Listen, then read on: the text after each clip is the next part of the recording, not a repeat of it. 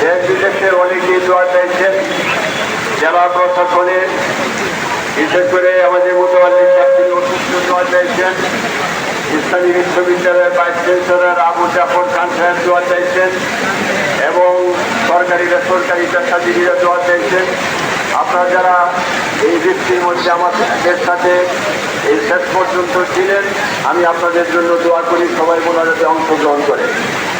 اللهم انت السلام ومنك السلام واليك السلام حينا ربنا بالسلام وادخلنا دار السلام ربنا ظلمنا انفسنا وان لم تغفر لنا وترحمنا لنكونن من الخاسرين ربنا لا تزغ قلوبنا بعد إذ هديتنا وهب لنا من لدنك رحمة إنك أنت الوهاب رب العالمين ঈদুল আজহার এই মুবারক সময়ে ইস্তিসনাত দিনে তোমার রহমতের ছায়া নিচে যারা হাত তুললাম, আমাদের জানা অজানা ছোট বড় শিরকি বিদআতি সকল প্রকার গুনাহ খাতাগুলোকে তুমি মার্জনা করে দাও।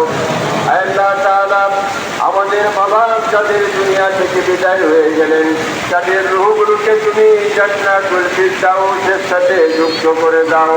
রব্বিরহামহুমা কামা রব্বায়ানি সগীরা।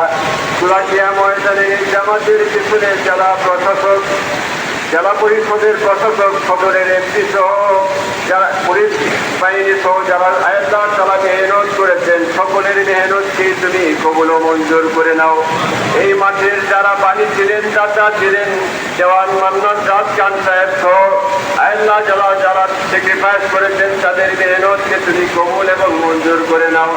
বিশেষ করে আল্লাহ যারা খোলা আকাশের নিচে বৃষ্টির মধ্যে যারা আমাদের সাথে জামাতে অংশগ্রহণ করলেন, রব্বুল আলামিন তাদের হায়াতের তাইয়্যিবা জিয়াতে কুলিয়া নসিব করে দাও।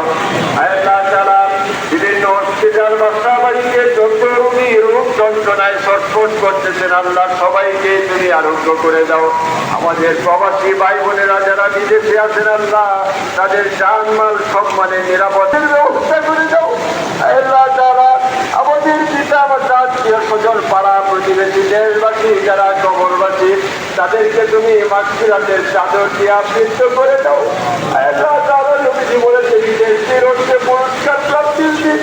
রব্বুল আলামিন তুমি